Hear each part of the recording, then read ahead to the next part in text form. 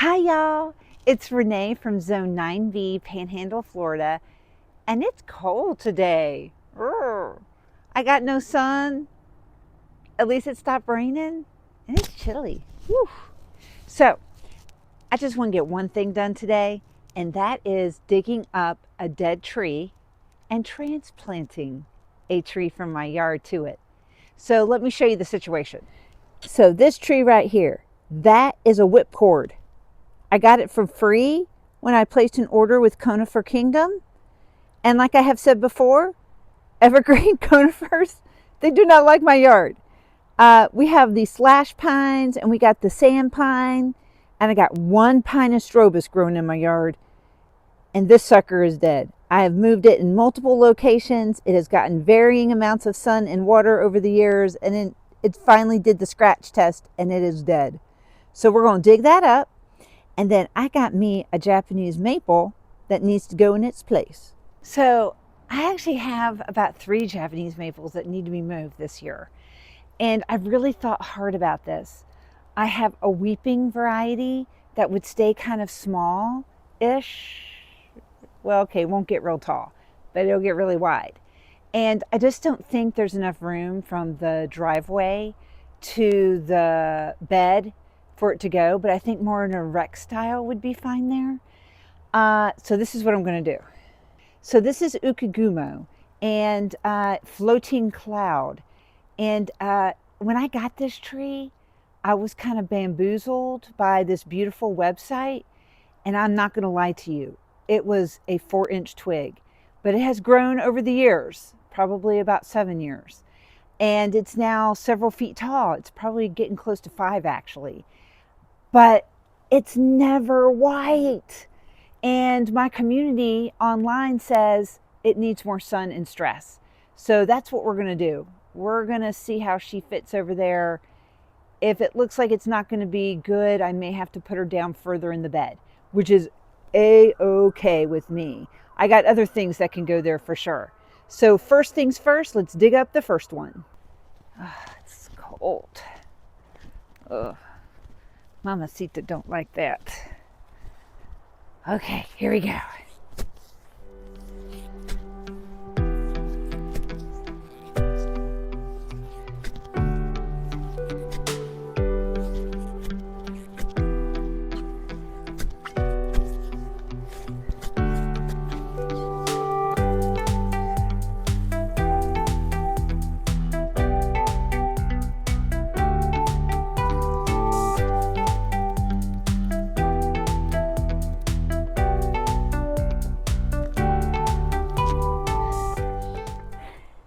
These had to come out too. Just I felt like there wasn't enough room. But I feel like there is enough room now to put that tree, now that these babies have been dug up. And we'll just find another spot down in the agapanthus lily garden for that. Nothing like an en masse planting, right?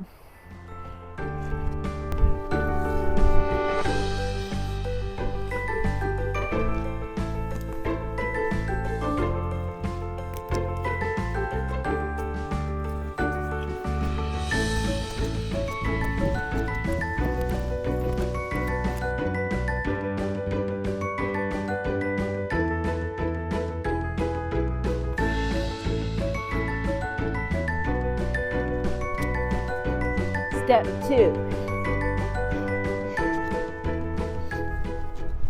All right, so the way you're supposed to move Japanese maples is, of course, before they break dormancy. Check, I got that. But you're supposed to like trim back the roots, meaning that you dig a small trench around the circumference where you're going to be digging it out. It gives the roots a chance to kind of pull back and protect itself from any shock. But it is survival of the fittest in Renee's yard. So I'm just going to go ahead and cut it out of my yard and then put it in its new spot. And I'm not too worried about it, being that it's still kind of small and I can always move it if I need to. And it is a green Japanese maple for me 100% of the time for the past 5 years. So the greenies have a tendency to kind of toughen up and live in the Florida sun. So that's what we're going to do right now. Just dig her up and let her fend.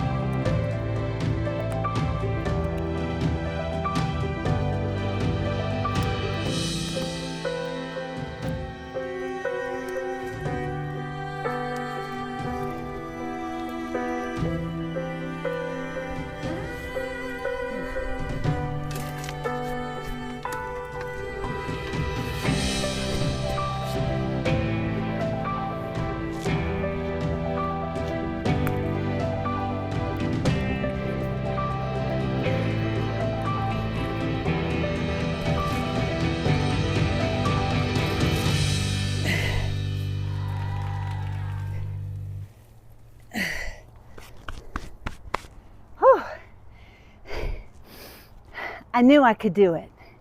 That's because Japanese maples have really low spreading fibrous kind of networks. So I knew I didn't have to dig down too deep. It's very shallow rooted. So we gotta get this to the front now. Woohoo!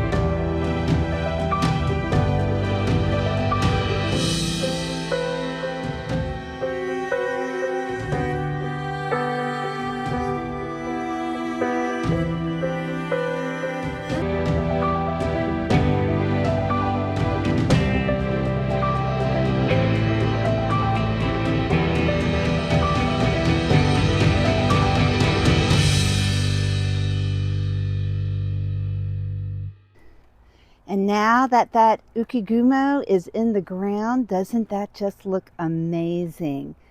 I totally love this.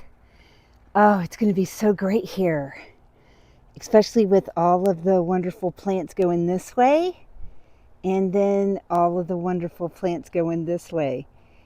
That right there is an eye candy, but it has reverted to green. So we're hoping that ukigumo turns white this year. Later summer color does turn back to a dark green, but I'm sure keeping my fingers crossed for this one. So you might be wondering why I didn't put any fertilizer in the hole. And that's actually twofold. Number one, I really want those roots to stay asleep and get more acclimated slowly to the environment, which fortunately my native soil is sand and they love a lot of sand, so I don't mind adding some other amendments to it. So I top coated it with compost with a little bit of manure, so it is going to get a little bit of fertilization that way, and also the pine bark mulch and a little bit of peat moss, because even in Florida I need that little bit of extra something. Peat moss actually works twofold. It helps to keep it moist when it's dry, and it also helps to keep it drier when it's moist. So it's a great amendment. And don't you know it? One job in the garden just leads to another, and I got to get these planted in the ground now.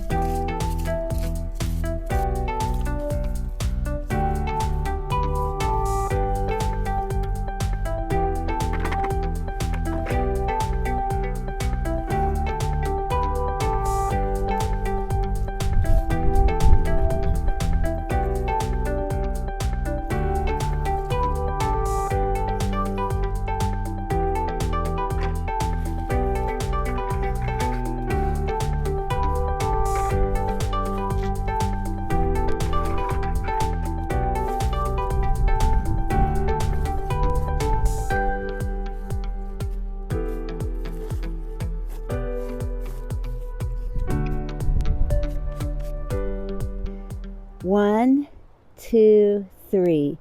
They blend in really nice over here. All right, y'all, that's probably gonna do me for today. It has been raining, a little bit of extreme gardening off and on while I've been out here. So I think I'm gonna go in and enjoy a nice warm coffee.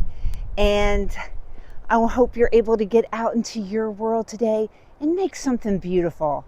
And until the next one, bye y'all.